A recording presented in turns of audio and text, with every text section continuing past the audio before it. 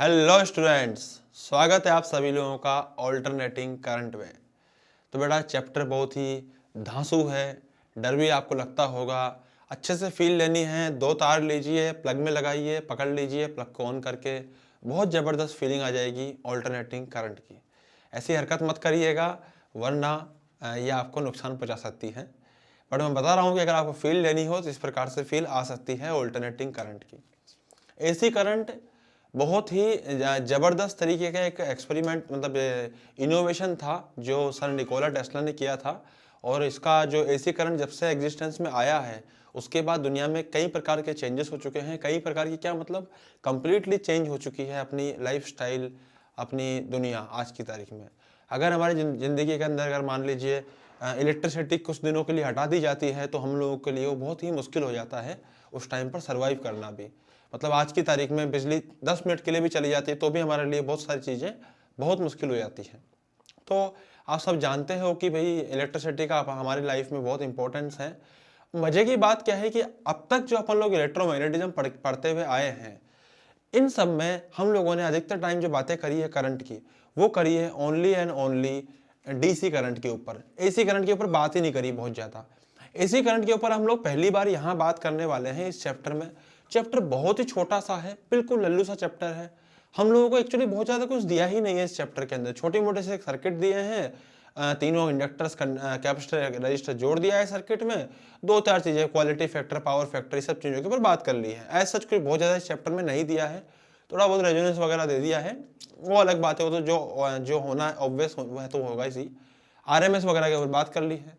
चलो ठीक है, वो सब बातें मैं भी नहीं करूँगा। मैं भी सिंपल सी बात करूँगा कि भाई एसी करंट का जो मेजर पोर्शन है वो हमारे यहाँ पे सिलेबस में नहीं होता है। हम लोग बहुत छोटा सा, बिल्कुल ही समझ लीजिए कि हम लोग जो पढ़ रहे हैं ऑल्टरनेटिंग करंट, मैं तो यही रिक्वेस्ट करूँगा चैप्टर्स मतलब जो अपने सिलेबस वाले जो डिफाइन करते हैं, इस चैप्टर का नाम ऐसा होना चाहिए मतलब एनसीईआरटी के अंदर इंट्रोडक्शन टू एसी ओनली, क्योंकि बहुत बड़ा चीज़ है यार, ये बहुत बड़ा सब्जेक्ट है एक्चुअली ऑल्टरनेटिंग करंट। पूरी दुनिया का करंट इस पे डिपेंडेंट है। तुम सोचो ना, दुनिया की हर एक चीज़ मतलब आज की तारीख में हम लोग ऑल्टरनेटिंग करंट से ही यहाँ पे चलाते हैं उस चीज़ को। तो ये बहुत इंपॉर्टेंट एस्पेक्ट है, बहुत इंपॉर्टेंट सब्जेक्ट है एक तरह से। हम लोग उसका सिर्फ इंट्रोडक्शन ही पढ़ते हैं तो वो जो छोटा सा इंट्रोडक्शन है बच्चे उसमें भी डरते हैं, क्योंकि इसमें कुछ इक्वेशंस ऐसे आ जाती है इसको देख के बच्चा घबराया था, वो ओ माई गॉड सर हमसे ना हो पाएगा, है ना। लेकिन आप घबराना नहीं है, इसमें ऐसा कुछ खतरनाक चीज़ें नहीं हैं। मैं आपको धीरे धीरे स्टेप बाय स्टेप आगे लेके चलूंगा। अगर इस चैप्टर को मैं क्लास में पढ़ाता हूँ तो ये मुश्किल से 4 दिन में ख़त्म हो जाता है, मुश्किल से 4 दिन में, जब मैं रियल क्लास में इसको पढ़ाता हूँ। तो अभी हम लोग इसको पढ़ेंगे तो हम लोग कोशिश तो करेंगे कि इसको जल्दी से जल्दी ख़त्म करें, बट मुझे ऐसा लगता है कि ये हमारे यहाँ पे 4 दिन में ख़त्म नहीं होएगा, थोड़ा ज़्यादा टाइम लगेगा। क्यों?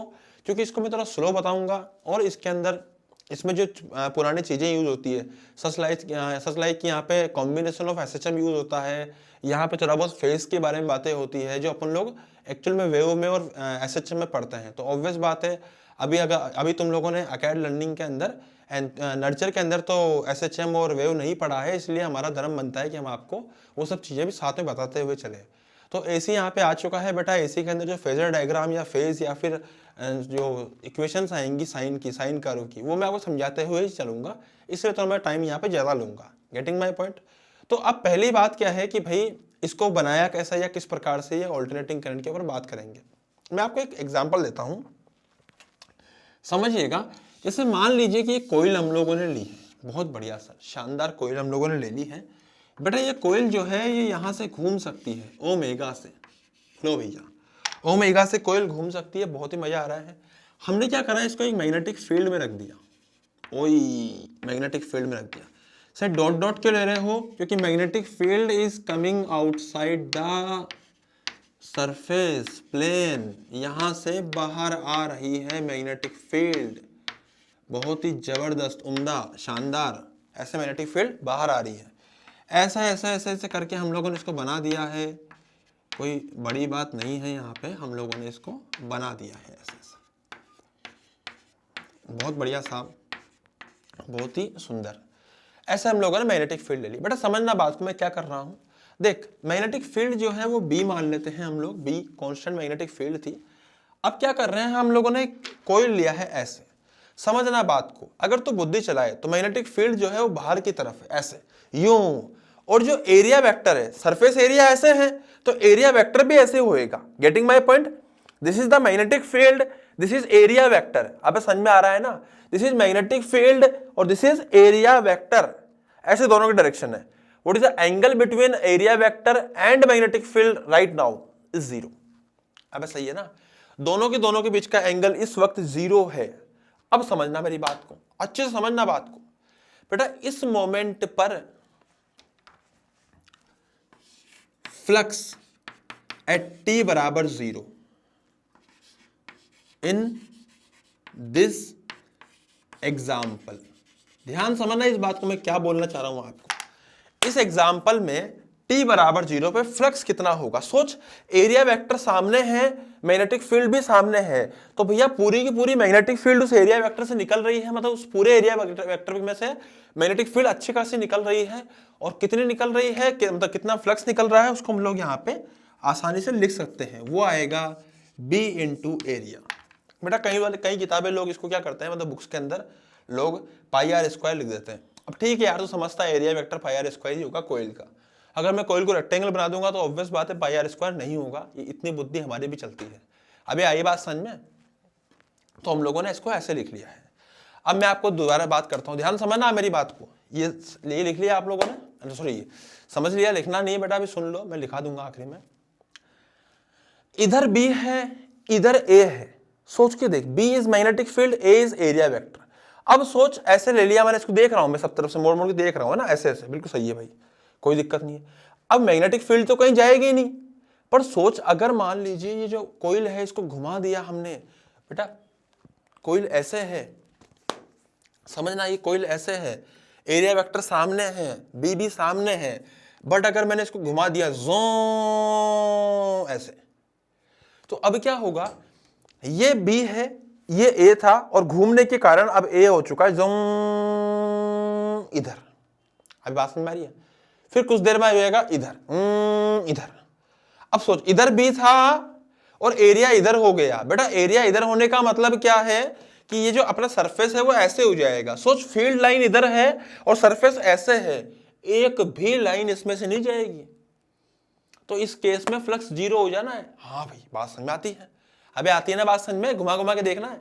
तो अब देख, मैथमेटिकली भी क्या होता है, flux B dot A, B इधर है, A इधर है, angle between B and A is 90 and cos 90 is 0। अबे आ रहा है ना, पक्का ना?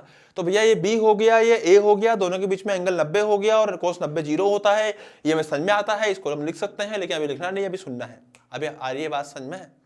हाँ, अब सोच, अब और घूमेगा, जो पीछे गया पीछे गया पीछे गया, ये अपना बी मैग्नेटिक फील्ड आ रहा है आगे की तरफ, ये एरिया वेक्टर आ रहा है पीछे की तरफ। सही बात है कि नहीं है? अबे आ रहा है ना। सोच, ऐसे था, जो घुमा 0, दोबारा घुमा जो, अब बी पीछे है, ए आगे है। अबे क्या फर्क पड़ता है, फ्लक्स तो पूरा निकल रहा है। हाँ सर, बात तो सही है सर, फ्लक्स तो पूरा निकल रहा है। फिर से घूमेगा, जो इधर आएगा वापिस, फिर से 0 हो जाएगा फ्लक्स, फिर से घूमेगा जो, फिर से फुल फ्लक्स हो जाएगा। हाँ भाई, आ रहा है बात तो समझ में? तो हमें पूरा खेल ये समझ में आया है, पूरा खेल हमें यहाँ समझ में ये आया है कि भैया फ्लक्स इस टाइम पर कंप्लीट होगा, फुल होगा, इस टाइम पे 0 होगा, दोबारा पीछे जाएगा तो फिर मैक्सिमम होगा, फिर अगर इधर आएगा एरिया वेक्टर तो फिर से 0 हो जाएगा, फिर से फुल हो जाएगा। आई मेरी बात समझ में? हाँ भाई, समझ में आ गया। अब बात समझना बेटा, मान ले कि भैया B इधर है, ये A इधर है, शुरू में t बराबर 0 पर, लेकिन समय के साथ ये किससे घूम रहा है, ऊपर वाला कोइल। ये जो कोइल है ये किससे घूम रहा है, ये कोइल घूम रहा है ओमेगा से। देखो देखो, अब ऊपर लिखा हुआ है ओमेगा। आई बात समझ में? ओमेगा से घूम रहा है। तो ओमेगा के चक्कर में क्या होएगा, t समय पर कितना घूम चुका होगा, ओमेगा t। अबे आ रहा है ना, देख सोच के देख, t समय पे कितना घूम चुका होगा, ओमेगा t। तो this angle will be equal to omega t। This is b, this is a, this is omega t। अभी बात समझ में आ रही है? तो अगर मैं किसी भी समय पर एट एनी टाइम t, अगर मैं किसी भी समय पर किसी भी समय पर अगर मैं फ्लक्स लिखना चाहूं तो बेटा फ्लक्स हो जाएगा इस पर्टिकुलर केस में b into A into cos of omega T. अबे आ रहा है ना, पक्का ना? तो ये हो गया बेटा फ्लक्स हो चुका है यहाँ पे, शानदार जबरदस्त हम लोगों ने फ्लक्स लिख लिया है। अब हम जानते हैं कि भैया फ्लक्स आ गया तो ईएमएफ भी आ जाएगा, और ईएमएफ कितना आएगा? EMF is the rate of change of flux function with respect to time. हम इसको डिफरेंशिएट कर देंगे and what I will get, इसको डिफरेंशिएट करने पर देखो बी तो एज इट इज रहेगा, ए भी एज इट इज रहेगा, बी ए बन चुका है ना, कोस ओमेगा टी। तो बेटा कोस को डिफरेंशिएट करेंगे तो क्या आएगा? वो आएगा, सबसे पहले तो ओमेगा को बाहर ले लीजिए और कोस का आ जाएगा साइन ओमेगा टी। अब बच्चे यहाँ पे बोलते हैं कि सर यहाँ पे ना कोस का डिफरेंशियल नेगेटिव आ रहा है, वो ठीक है मैं समझता हूँ, तो इससे यहाँ पे मैग्नीट्यूड की बात कर लो यार। क्यों? मैग्नीट्यूड की ही बात करो, यहाँ पे हम मैग्नीट्यूड की ही बात कर रहे हैं, हमें और किसी चीज की बात नहीं करनी है, वो तुम्हें समझ में समय के साथ ही समझ में आएगा। अब समझना कि भैया हमें करंट लिखना है यहाँ पे, तो ये तो हो गया अपना पास में क्या, अपना पास में हो चुका है E। अब आएगा करंट। अबे करंट क्या होता है? EMF induce upon resistance R, सही है ना? तो भैया ईएमएफ कितना हो चुका है? ईएमएफ हो चुका है B A omega divided by R sine omega T. B A omega by R क्या होता है भैया? B A omega by R होता है भैया, it is the I naught sine omega T. ऐसा हम लोग लिख सकते हैं। सिमिलरली यहां जो लिखा था E बराबर, तो इस पूरे आइटम को आप लिख दीजिए ई नोट साइन ओमेगा टी। बेटा आप ऐसे लिख सकते हो। ये जो E बराबर ई नोट साइन ओमेगा टी आया, ये तो आया EMF at any time T, और भैया जी ये जो अपने पास में करंट आया, ये करंट आया current at any time T. तो बेसिकली देखा जाए तो हमें बाद में समझ में आया कि यार एक्चुअली होता क्या है ना, कि साइन का जो फंक्शन है, साइन तो आधे सर्कल के लिए पॉजिटिव रहता है और आधे के लिए नेगेटिव रहता है। अगर पूरा 2 पाई में घूमता है, मतलब 360 में घूमता है एंगल, तो साइन क्या करता है? आधे के लिए पॉजिटिव आधे के लिए नेगेटिव। तो ये तो ऑल्टरनेट कर रहा है। हाँ भाई, तो करंट भी ऑल्टरनेट जाएगा। हाँ भाई, इसका मतलब करंट आधा इधर जाएगा आधे सेकंड के लिए, फिर आधे मतलब आधे टाइम के लिए इधर जाएगा, फिर आधे टाइम के लिए इधर जाएगा, फिर आधे के लिए इधर जाएगा, फिर आधे के लिए इधर जाएगा। भाई फ्लो करेगा ही नहीं, फ्लो तो करेगा ही नहीं भैया, ऑल्टरनेट ही करता रहेगा वो करंट, यूं यूं यूं यूं यूं यूं यूं यूं यूं डायरेक्शन को। हाई मेरी बात समझ में? डायरेक्शन ही बदलता रहेगा कंटिन्यूअसली, लेकिन करंट वहां तो आएगा तो सही ना। अबे डायरेक्शन बदल रहा है, उससे क्या फर्क पड़ता है? करंट तो है भैया। डीसी में क्या होता है? लगातार चलता रहता है। इसमें क्या होता है? पहले इधर फिर पहले इधर फिर इधर, और वैल्यू भी चेंज करती है। वैल्यू कभी मैक्सिमम हो जाती है, फिर जीरो हो जाती है, फिर मैक्सिमम हो जाती है, फिर जीरो हो जाती है, फिर मैक्सिमम, फिर जीरो। कभी मैक्सिमम पॉजिटिव में होती है, कभी मैक्सिमम नेगेटिव में होती है। हाँ भाई चक्कर तो है यार। तो इसी चक्कर को समझते हुए हमने क्या करा, इस साइन का फंक्शन लिखना सीखा। तो आइए मैं आपको फंक्शन लिखाना सिखाता हूं, साइन का फंक्शन कैसे लिखते हैं। बेटा साइन जो होता है वो उसकी वैल्यू ऐसे, उसका फंक्शन अपन ऐसा लिखते हैं, ठीक है? ये साइन का ग्राफ है। साइन के ग्राफ में ये जो समय है, देखो टोटल जो टाइम लगेगा वो लगता है 2 pi by capital T, sorry 2 pi by omega, ठीक है? 2 pi by omega, capital T तो टाइम हो गया ना। तो अगर मैं बात करूं तो t बाई 4 क्या होता है? वो होता है 2 पाई बाई 4 ओमेगा। सोल्व करने पे ये आएगा pi by 2 omega. Similarly t by 2 क्या होता है? ये आधा टाइम होता है, इसको बोलते हैं पाई बाई ओमेगा। सही बात है। तो भैया ये है अपने पास में t बाई 2 टाइम का खेल है, ये t टाइम का खेल है, ये t बाई 4 टाइम का खेल है, ये 3t बाई 4 टाइम का खेल है। इसके बाद उसकी वैल्यू दोबारा से रिपीट करेगी और चलती रहेगी चलती रहेगी चलती रहेगी चलती रहेगी। ये तो बात है साइन की। अगर मैं यहाँ पे करंट की बात कर लूँ, एसी के करंट की, तो बेटा एसी करंट कितना है? I बराबर आई नोट साइन ओमेगा टी। आई मेरी बात समझ में? तो साइन की वैल्यू मैक्सिमम कितनी होती है? वो 1 हो जाती है। 1 कब होती है? जब ये t बाई 4 होगा। तो साइन की वैल्यू 1 तब हो जाएगी बेटा जब साइन की वैल्यू जब 1 हो जाएगी, तो ये I बराबर आई नोट हो जाएगा। फिर I की वैल्यू 0 हो जाएगी, फिर I की वैल्यू दोबारा आई नोट होगी, पर अब की बार माइनस में आई नोट होएगी। अबे आ रहा ना बात समझ में।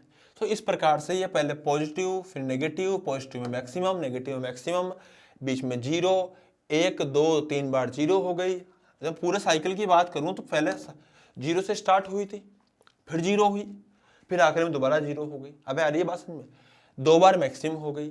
अबे समझ में आ रहा है ना। फिर अगले साइकिल की बात करें, फिर जीरो से स्टार्ट हुई, फिर बीच में जीरो हुई, फिर आखिर में दोबारा जीरो हो गई। फिर तीसरी साइकिल की बात करें, दोबारा उसमें वैसा ही हो रहा है। तो समझ में आ रहा है ना तुम लोगों को ये कितनी बार जीरो हो रही है, कैसे कैसे जीरो हो रही है, कैसे कैसे मैक्सिमम हो रही है।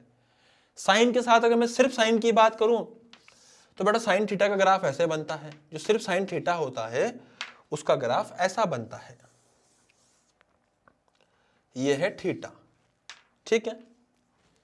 तो साइन थीटा की वैल्यू जो मैक्सिमम होती है वो 1 होती है, मिनिमम होती है -1 होती है। अबे सही है ना। साइन थीटा की वैल्यू मैक्सिमम कब होती है? जब एंगल π/2 होता है। इसको हिंदी में 90 डिग्री भी बोलते हैं। हिंदी में क्या, हर भाषा में 90 डिग्री बोलते हैं। π/2 कौन सी में है? रेडियन में है। अबे सही है ना। सिमिलरली जीरो कब होती है? पाई एंगल पर, बोले तो 180 डिग्री।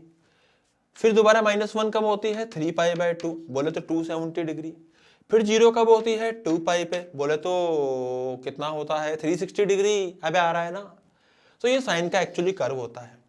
इसी कर्व को देखते हुए हम लोगों ने ऐसा बना दिया।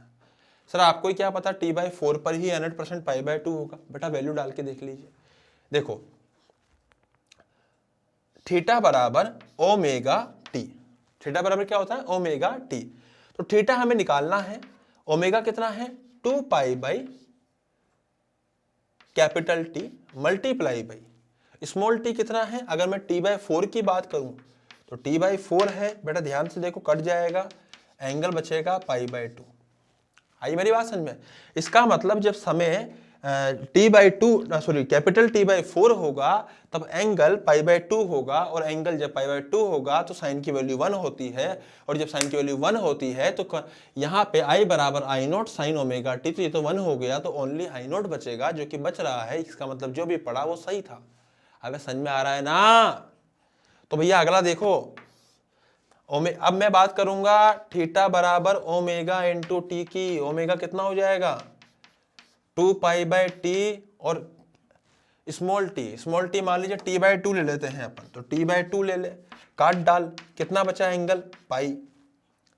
मतलब पाई पे जीरो होना है। हाँ भाई, इसका मतलब कैपिटल t/2 पे जीरो होना है। हाँ भाई, अबे वही तो करा है यहाँ पे। अबे आ रहा है ना भाई। तो भैया ये हम लोगों ने ऐसे लिख दिया है इसको। अब मेरी बात आप थोड़ा ध्यान समझना। सबसे पहले तो आप एक काम करो, वहां से छापना स्टार्ट करो, उसके बाद इसको छापो। तो पहले तो उसको लिखो।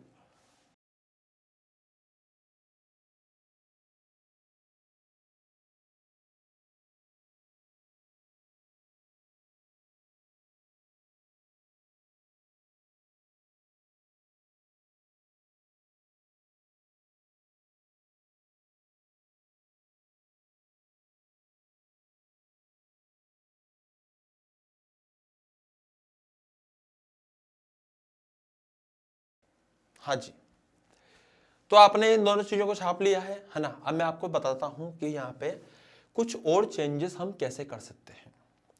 तो याद कर वो दिन जब मैंने समझाया था कि इधर B है और इधर A है। अबे दिन क्या, अभी थोड़ी देर में समझाया था, है ना। तो इधर B है और इधर A है। याद कर ये t बराबर 0 की स्थिति थी जब इधर B था इधर A था, है ना। तो फ्लक्स मैक्सिमम जा रहा था इस स्थिति में, और इस स्थिति में आ रहा था अपना sign omega T. Getting my point?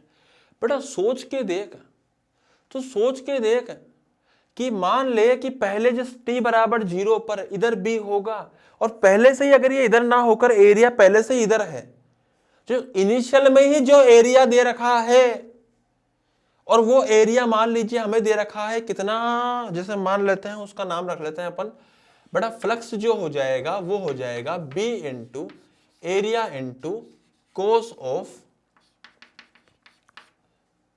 Actually पता क्या है, इसको भी फाई बोलते हैं एंगल को, पर फाई यहाँ कंसिडर नहीं करते। मैं छोटा फाई ले लेता हूँ यहाँ पे, छोटा फाई, तो कंफ्यूज होएगा यार, क्या करें यार, पर लेंगे तो फाई।